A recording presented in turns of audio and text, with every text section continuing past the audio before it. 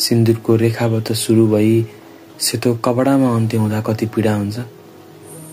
हो त्यही पीडालाई कथालाई उपन्यास अनि उपन्यासलाई हामी सामु ल्याउन सफल भएका छन् नेपालका एक उत्कृष्ट साहित्यकार अमर न्यौपाने।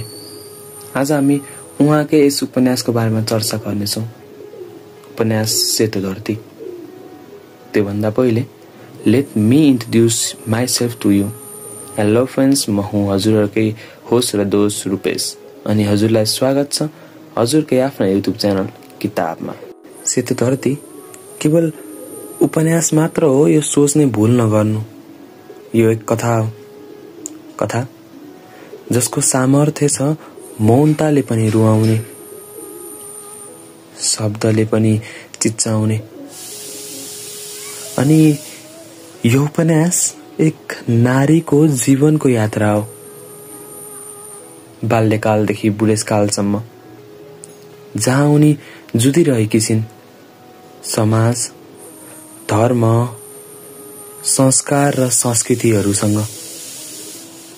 यस उपन्यासमा कुनै ठुला घटनाहरूलाई राखेकै छैन। बस देखाइएको छ कि साना साना घटनामा कति ठुलो पीडा हुन्छ भने। सेतो धरती पढ्दा मलाई बारम्बार यही प्रश्नले जुधाउँथ्यो कि आखिर मौनता पनि यति ठुलो स्वरले कसरी चिच्चाउन सक्छ। र म यो दावा गर्न सक्छु कि यो पुस्तक पढ्दा तपाईहरूलाई नि यो प्रश्न सोध्न बाध्य बनाउँछ कि साँच्चै नेपालको समाज परिवर्तन भयो कि अझै हामी त्यही समाजमा बाँचिरहेका छौँ। यो केवल एक कथा होइन, यो केवल भावना होइन, यो पीडा हो र ती पीडाहरूबाट बनेका इतिहास हो सम्पूर्ण नारीको। यो थियो सेतो धरतीको सारांश, जुन मलाई लाग्यो सायद हजुरहरूको सोच फरक हुन सक्छ। यदि हजुरले सेतो धरती पढ्नु भएको छ भने कमेन्ट गर्न नबिर्सिनु होला। र अर्को भिडियोमा म सेतो धरतीको कथालाई लिएर आउनेछु।